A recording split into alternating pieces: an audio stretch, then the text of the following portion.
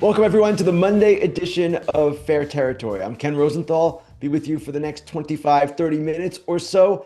I am back from 10 days in Florida, 10 camps in 10 days. It's not quite the MLB Network 30 camps and 30 whatever they do now, but I did hit 10 different camps. And while I didn't write every day or about every team that I saw, I did see a lot. And part of what I was doing there were interviews for Fox that will be appearing on pregame shows throughout the season.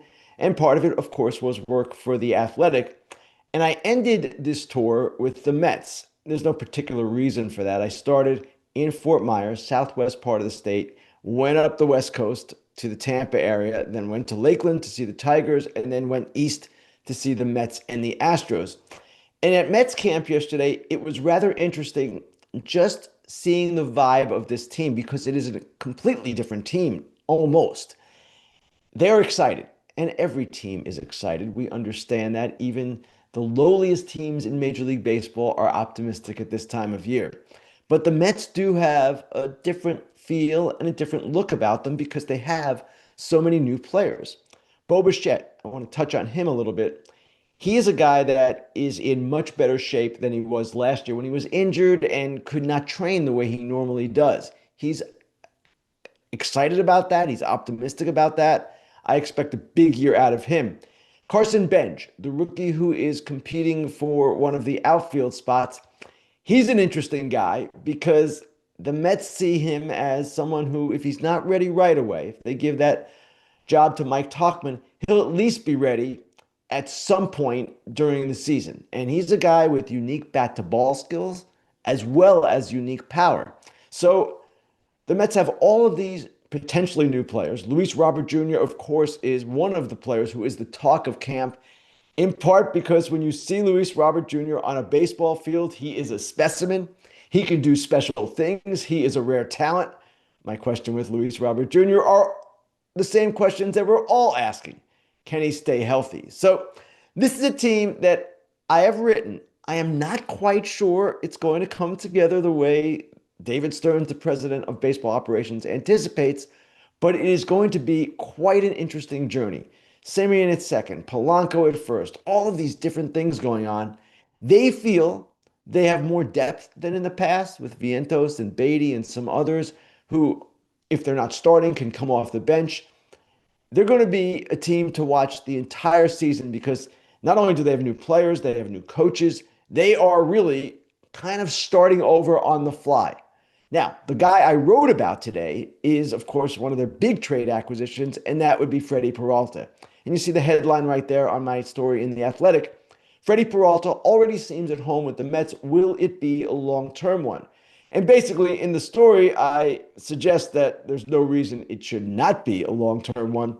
Freddy Peralta is a guy who, when he was 11 years old, came to the United States with his Little League team from the Dominican Republic, came to New York City. They spent about a month in New York. He recalls throwing a no-hitter in the Bronx, and he talked about even last opening day when the Brewers, remember opened at Yankee Stadium, and he left 40 tickets for family, friends, and whoever else might have been wanting to come to the game. He is a native of the Dominican Republic. The Dominican population in New York is the largest of any immigrant group. So he's excited about being there. And of course, there's another thing here, another element.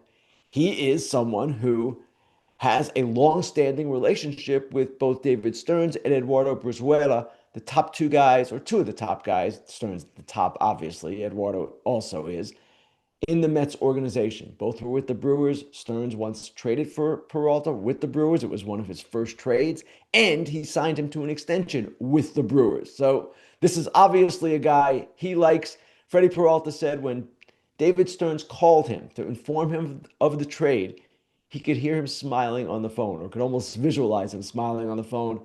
And Stearns said the same thing about Peralta. Now, the one bit of news in this story, at least in my estimation, is that Peralta said he doesn't want one of these short-term, high-dollar deals. He wants something long. And we all know that David Stearns, at least in his tenure with the Mets, and even before that with the Brewers, does not like long-term, high-dollar deals for starting pitchers. So that is something that I imagine they can work out, get through, but that is going to be one potential roadblock in the negotiations. One more thing about Peralta. He is one of the most ebullient personalities in the game. I said in the story, he's kind of the pitching version of Eugenio Suarez. Eugenio Suarez, of course, known for his good vibes only catchphrase. That's Freddy Peralta from a pitching standpoint. And it's only going to help a team that had some clubhouse issues last year. We've talked about them ad nauseum.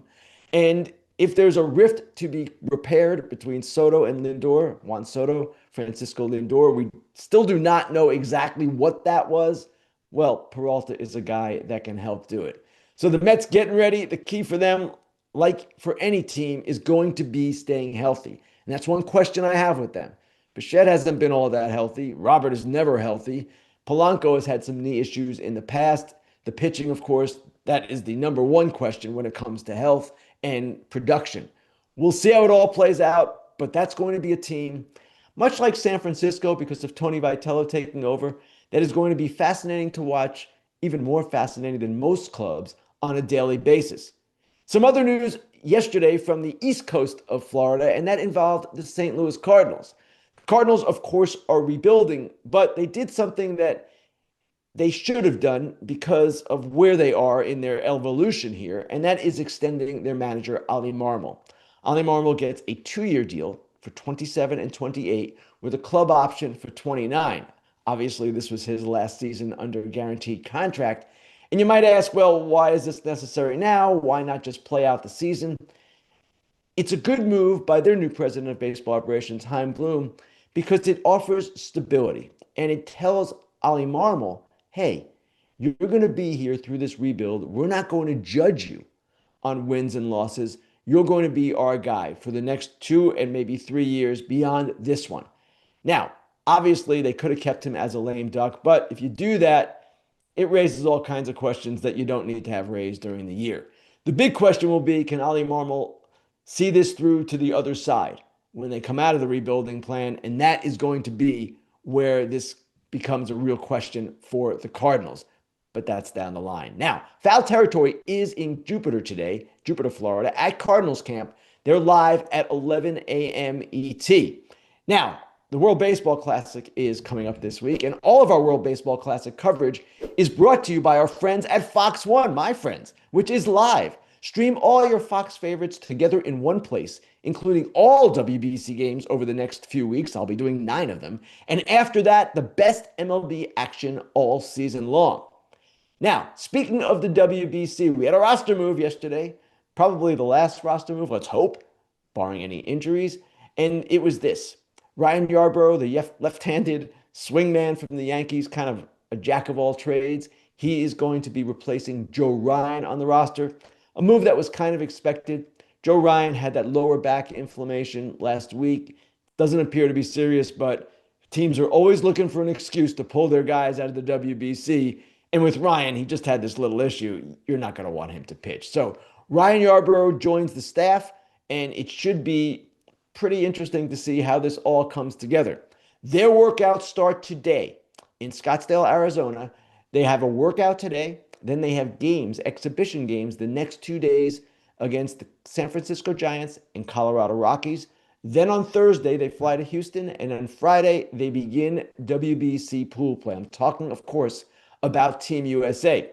All of the other teams in this hemisphere will be following the same kind of schedule. There are a number of teams in Arizona that will be playing against major league teams, a number of teams in Florida that will be playing against major league teams as well. So from the WBC through the World Series to the World Cup to NASCAR and IndyCar, with Fox One, you get it all live. Start your 7-day free trial today. Offers are subject to change. Download Fox One today and stream the World Baseball Classic live March 6th to 14th. Go to fox1.com for complete terms and conditions. Fox One, streaming now. All right, without further ado, let's get to the inside dish.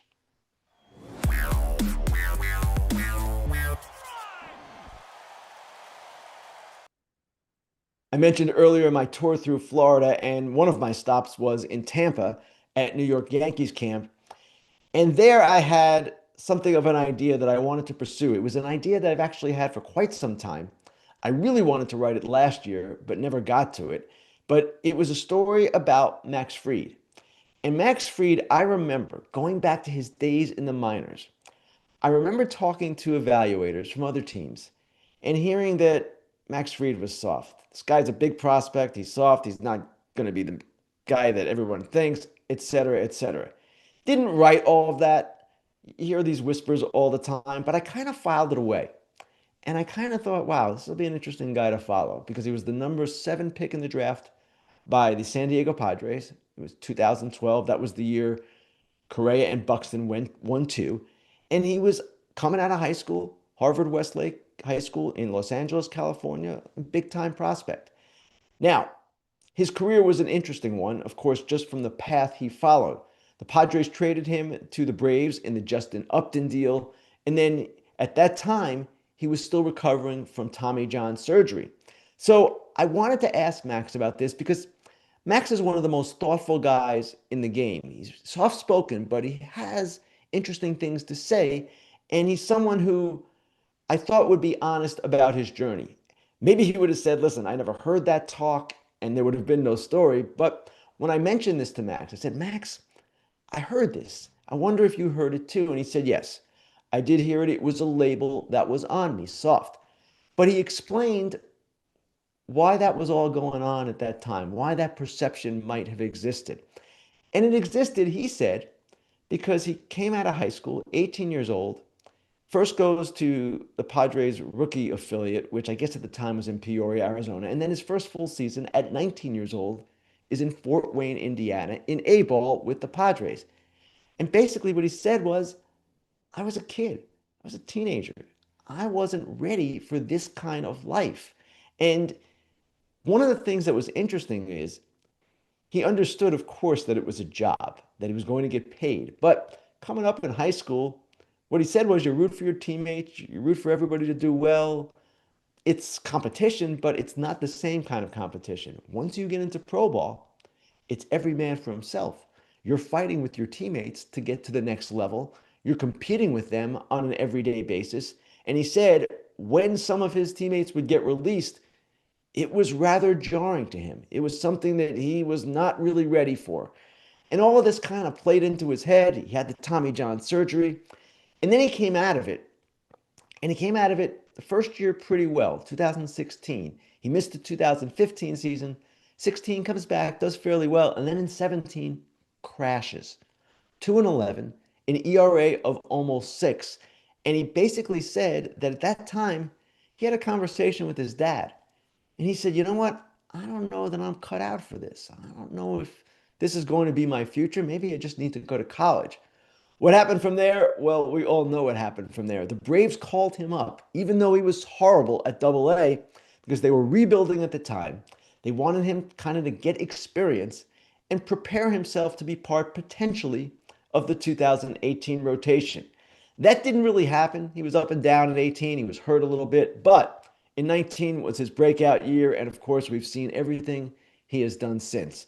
The tremendous performance in Game 6 of the 2021 World Series, the three top five Cy Young finishes, the All-Star appearances, the Gold Gloves, and of course, the record contract for a left-handed pitcher with the Yankees, 8 years, $218 million. So you might ask, okay, what's the big deal? All major leaguers have difficult journeys. Why is Max Fried so special? He's so special, and he was worth writing about, in my opinion, because often I believe fans and even media members, writers, broadcasters don't have a full grasp of the difficult journey that some of these guys have. Some come pretty quickly and it's not that hard for them, a very small percentage. But most are like Max Fried. And I like in my job to write about those journeys. I did it a little bit with Alec Bowen last week of the Phillies. I do it from time to time. Of course, I also do many other things for The Athletic with news, columns, whatever the case might be. But I go back to this often. Tim Kirkchin, when I first joined the Baltimore Sun, he was the baseball beat writer for the Morning Sun, and I was the baseball writer for the Baltimore Evening Sun, and we were in competition, even though they were owned by the same people. And one of the things that Tim taught me, one of the first things he taught me was the game is really hard. you can never lose respect or appreciation for what the players go through, how difficult it is to succeed. So stories like that, I think we can kind of apply them to our own lives. When Max Fried says you got to take one day at a time and you got to just keep believing and going forward, that's the way I ended this story. Words to live by from a guy, a superstar, who has had not an easy journey, a difficult one. So I hope you read the story. I hope you enjoy it. It was quite a fun one to work on. And I will say this, Max Fried was incredibly open about this. It was a 7-minute interview. I asked only 3 questions. That's how expansive his answers were. And you might say, well, 7 minutes, that's not that long. When you interview someone, when you're talking to someone, 7 minutes is actually a decent length of time. And the fact that actually asked only 3 questions, it tells you that Max Fried was thoughtful about this and he was expansive about it and he was really good to talk to. So with that, we get ready for Grillin Ken, and that will be next. Fair Territory with Ken Rosenthal is proudly part of the Foul Territory Network. Listen to authentic conversations and unique insights across a variety of shows hosted by esteemed writers and all-stars alike. The people who know our game best. I'm happy to be on. You guys have been doing such a great job with this show. We debate baseball's hottest news while also chatting with over 700 current Major League players in laid-back, long-form conversations unique to FT. One of my heels on the baseline, and then it's just trust the guy's going to bunt it and crash as hard as I can. Catch us live from baseball's biggest events, winter meetings, all-star games, and award shows with access the other guys wish they could get. That was my whole key to hitting was I mastered BP. Subscribe on YouTube and rate 5 stars wherever you listen. Support your favorites and share us with a friend. We are changing the way baseball is consumed, and we want you right there with us. The Foul Territory Network. Baseball, the way it should be covered. BetMGM account holders, today, how about an any sport parlay boost token? You can score a bigger payout if your wager with that token hits. Tokens can be used on parlays and on same-game parlays. Gambling problem or concern? There's help. Call 1-800-GAMBLER.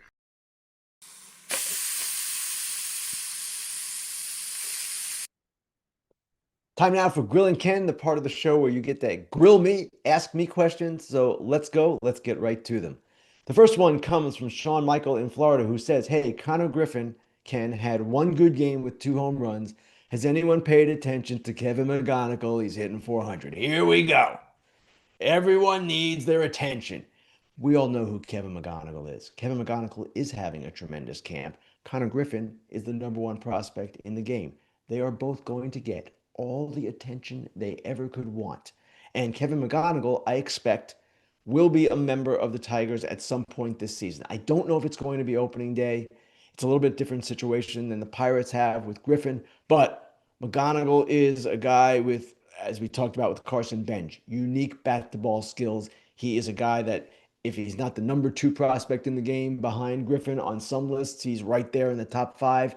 He is someone who can be perhaps as transformative for the Tigers as the Pirates hope Griffin will be. So, yes, Kevin McGonigal is going to be a big factor. Max Clark, the outfielder, also might be a big factor. McGonigal is an infielder. They've got to decide where to play him and how it's going to work and all that. But the Tigers are going to need him because they didn't do much offensively to enhance themselves in the offseason, in part because they've got these 2 kids, 2 of the top 5 prospects perhaps in the game, and they are waiting on them. They are ready for them. They want to clear paths and keep them open for them. But Sean, to answer your question, we love Kevin McGonigal too. We love Connor Griffin, who, by the way, now has 3 home runs. He hit one yesterday. So keep your eyes on both these talented young players. Next question. This one comes from Living Legend 72,000. He says, hey, Ken, it was very nice to meet you at Astros camp over the weekend. Do you think they'll try to trade Paredes for an outfielder? Funny you should ask, Living Legend, because my next column coming out tomorrow is on this very topic. I will give you a brief preview by answering your question. Do I think they should trade Paredes for an outfielder, a left-handed hitting outfielder? The answer that you will see in this column is a resounding yes. The Astros have an imbalance. They have too many players in their infield, not enough players in their outfield, or not enough good players, or established players, I should say. These guys are all good players. Not enough established players in their outfield. And they've got in the infield a situation where Christian Walker is at first, Jose Altuve is at second, Jeremy Pena is at short, and Carlos Correa at third, with Yordan Alvarez, the DH. Where is the room for Isaac Paredes? Well, there is no room. Now, they can bench guys, or not bench guys, rest guys. They can use the DH on days when Alvarez is in left field. They can play Altuve in left field at times if Paredes is capable of playing second base, which is doubtful. But it's a logjam that needs to be resolved. And that is the subject of my column tomorrow. The Peralta and Fried stories there today.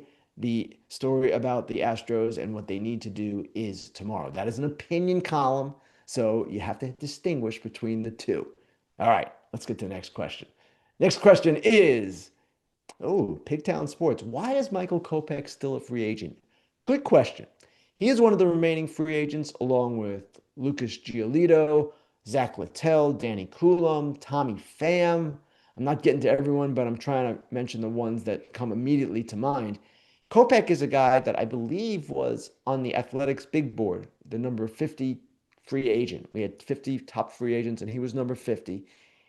The only reason perhaps he is not not signed to a team now, or maybe the biggest reason, would be health concerns. He's had a number of injuries, and I don't know exactly what he's looking for. That's always an issue when it comes to free agents who are unsigned. But the health concerns perhaps would be the reason why Kopech is still out there. I expect as long as he's healthy that he is going to sign somewhere. I also expect that with Giolito and with Littell especially. But every year we have players who get caught, who get stuck and remain free agents beyond where they want to be as camp opens. And while Starling Marte signed a minor league deal with the Royals this weekend, Randall Grichuk with the Yankees last week, you still have a few remaining guys out there. All right, next question. This one comes from Ricky Schaff, 5758. Ken, what did you think of Marte to KC? Hey, Ricky, great segue there. For the Royals who are looking for outfield help, Marte is certainly worth a flyer on a minor league deal. And I talked about the Astros and the imbalance between their infield and outfield. The imbalance with the Royals is greater than it is for any team if you look at projected WAR. Their infield, particularly with Bobby Witt Jr. and Michael Garcia, is tremendous in its projections, what it might accomplish. And the outfield, not so much. Now, they signed Lane Thomas. They traded for, I'm forgetting his name, the guy from Milwaukee who has had a really good rookie year. And they are a team that is looking for outfield production. They're hoping Jack Callahan provides some of it. But Marte gives them another option. And with that, perhaps they can put together a better outfield than in the past. Isaac Collins is the guy I was looking for. Thank you to my producer, Jeremy Myers, for helping me with my brain cramp there. So, yes, for the Royals, who are always looking for outfield help, you remember, they were trying to trade for Jarren Duran for most of the offseason. Marte, at least, is a guy that is worth taking a look at. All right, let's see if we have a next question here. It comes from Carter Hawkins 113. I don't believe Cubs GM Carter Hawkins is actually asking me a question, but let's use the pseudonym and go with it. Ken, what would the Cubs have been better off giving Shota Imanaga's $22.5 million to a top closer like Robert Suarez? Okay, that is a fair question, and certainly you can always wonder about how teams allocate their money. But they were thinking that with Palencia at the back end, they're comfortable with him, and they wanted to make sure their starting pitching was in a good place. And Imanaga, it's 1 year. So, yeah, it's a big number for 1 year. But if they can get him to be what he was in his first season or something close to that, then we'll be talking about something pretty good. So, for the Cubs, they were trying to build rotation depth. They transformed their entire bullpen, signed a bunch of free agents to go with Palencia. So we'll see how it all works out, and they might have to adjust on the fly, but at the same time, it's something that they're going to have to just go through the entire season and figure out as they go along. All right, final question. This one comes from Foul Territory, our good friends at Foul Territory, who asked, how does Vlad Guerrero Jr. look this spring? Vlad Guerrero Jr., he always looks good. And if you read Jason Stark's article about the Blue Jays and their reaction to Game 7 and losing it and coming into this season, Vlad Jr. is quoted in that. It's a quote that actually I got when I interviewed Vlad for Fox Sports. And he talked about how hurt he was. Hurt. Just sitting there in the dugout after Game 7. He said he wanted to sit there and he wanted to be the last one out of the dugout, going back to the clubhouse because he wanted to feel it. That man is motivated. That man, as we saw in the postseason, the entire world got a glimpse of what Toronto fans knew. He is not just a hitter. He is not just a power hitter. He is a good defender at first base, an above average defender at first base, and he is an excellent base runner as well. Vlad Guerrero Jr. expecting big things out of him this year, expecting big things as well out of the Blue Jays. All right, I want to thank everyone for watching and for listening. Foul Territory, as we said earlier, coming up at 11 Eastern from Cardinals camp. AJ Przinsky is live from that camp. Eric Kratz and Scott Braun also will host. We're back Thursday at our usual time, 12:30 Eastern with Alana Rizzo. It'll be a WBC extravaganza as we get ready for the tournament. We'll talk to you then.